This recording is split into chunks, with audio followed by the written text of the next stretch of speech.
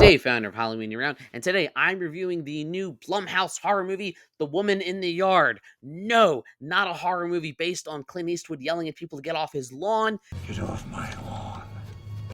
Something else entirely. When I did my 60-second out of theater reaction, I said that this movie is a Blumhouse movie that feels like it's trying to be an A24 movie, and that I meant that as both a compliment and an insult simultaneously. And some people, I think in the comments, actually think this is an A24 movie. It's not, and I'll get to it. So, real quick, I'm going to keep this as spoiler free as I can. Let's talk about The Woman in the Yard. Today's the day.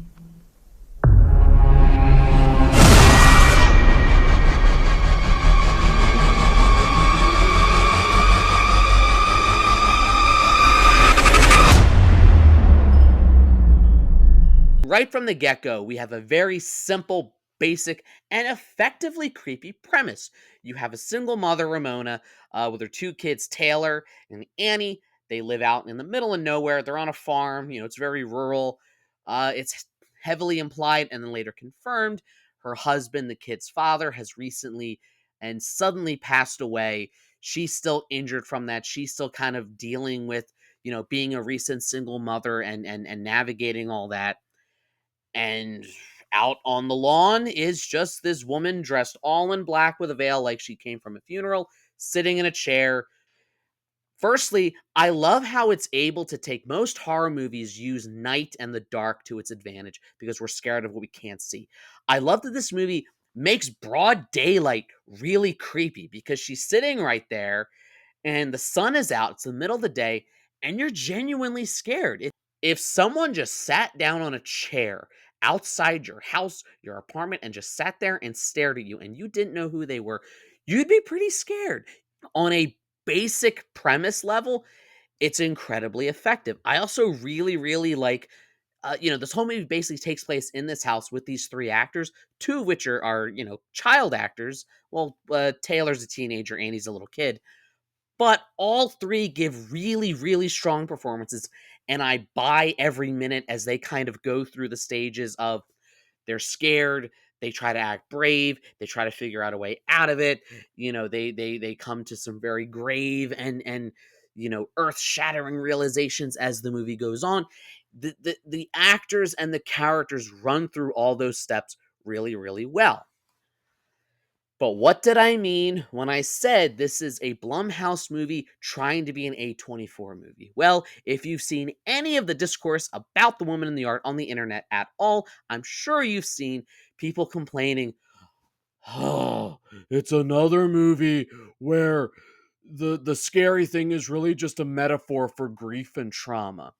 And yes, that has been a very popular theme of late with movies like The Babadook, with movies like Hereditary, with movies like Midsummer, with movies like, well, basically all the horror movies that A24 has done up to this point, or at least most of them. So I get feeling that way kind of initially. I get rolling your eyes at like, oh my god, another movie where the horror is actually a metaphor for grief and trauma. I'm tired of this. Isn't the real world traumatic enough? Can't we just go to horror for fun escapism?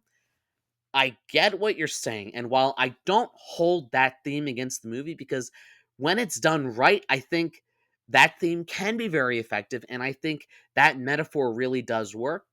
My issue with The Woman in the Yard is not that it goes for that, it's the way that it executes it. And what I mean by that is you have it trying to go for that like highbrow, I hate to say this, elevated horror. It wants to have the themes and the ideas of elevated horror, but it also goes for the over the top, in your face, jump scare Blumhouse horror. And I feel like those two vibes don't mesh. And I think the problem that people are having with it, the, the people complaining about, the grief as a metaphor theme, they're saying it as if, oh, I'm tired of Blumhouse movies. That's not a normal theme in Blumhouse movies. That's a normal theme in A24 movies. And this is a Blumhouse movie that wants to be an A24 movie, but it still has the DNA of Blumhouse written all over it.